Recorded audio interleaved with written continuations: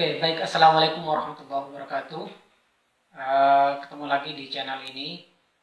Di video kali ini, saya akan sedikit membahas tentang sistem pendidikan di Hungaria, khususnya untuk S3. Namun secara umum, sistem pendidikan di Hungaria ini sedikit berbeda dengan apa yang kita alami di Indonesia. Secara umum untuk S1 itu programnya memang untuk S1 selama 3,5 tahun, sedangkan S2 hampir sama, yaitu 2 tahun, dan S3 itu programnya 4 tahun.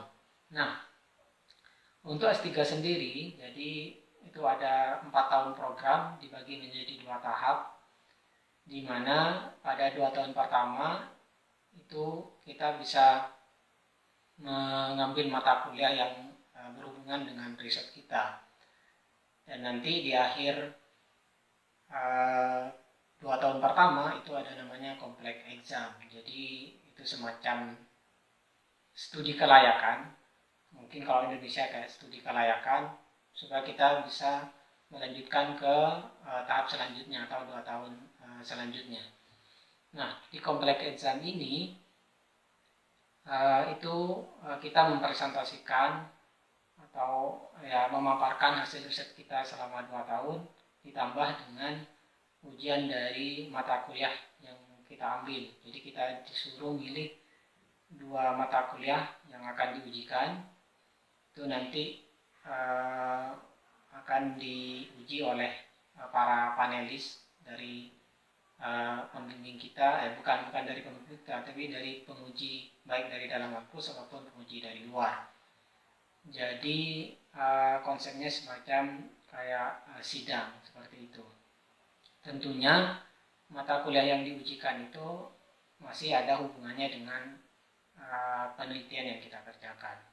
Nah, jika kita bisa melewati complex exam ini, maka kita dinyatakan layak untuk sebagai PhD kandidat. Jadi layak untuk meneruskan risetnya dan mempublikasikan di jurnal internasional dan lanjutkan ke tesis. Jadi kurang lebih begitu. Namun uniknya, kalau di sini tidak diminta untuk menuliskan proposal, atau kalau kita dulu seperti saya S1 atau S2 dulu, sebelum kita mengerjakan riset itu harus bikin naskah proposal disertasi atau proposal riset dulu. Jadi dari bab 1 sampai bab 3 itu kita kumpulkan ke kampus. Namun di sini kami tidak diminta untuk membuat seperti itu. Jadi sudah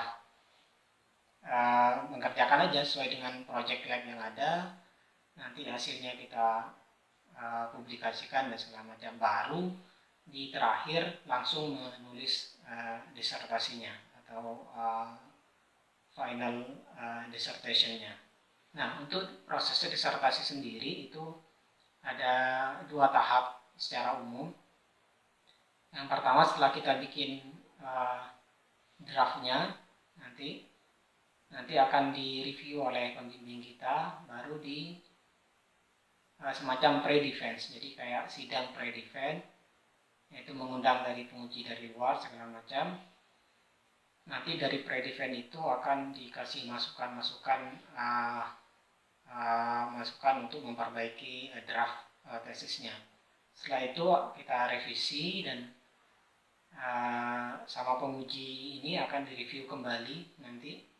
Baru setelah itu kita baru masuk ke final defense-nya. Jadi kayak sidang terakhirnya untuk kelulusannya.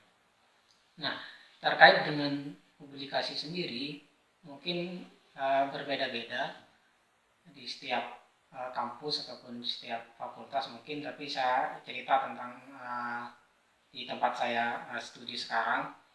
Di tempat saya maka untuk mahasiswa S3 itu setidaknya disyaratkan untuk mempublikasi 2 paper di jurnal internasional yang bereputasi. Tentunya biasanya incarannya profesor-profesor ini sudah masuk ke level Q1. Jadi untuk cukup berat bagi kami yang masih para pemula ini. Namun itu juga menjadi pembelajaran bahwa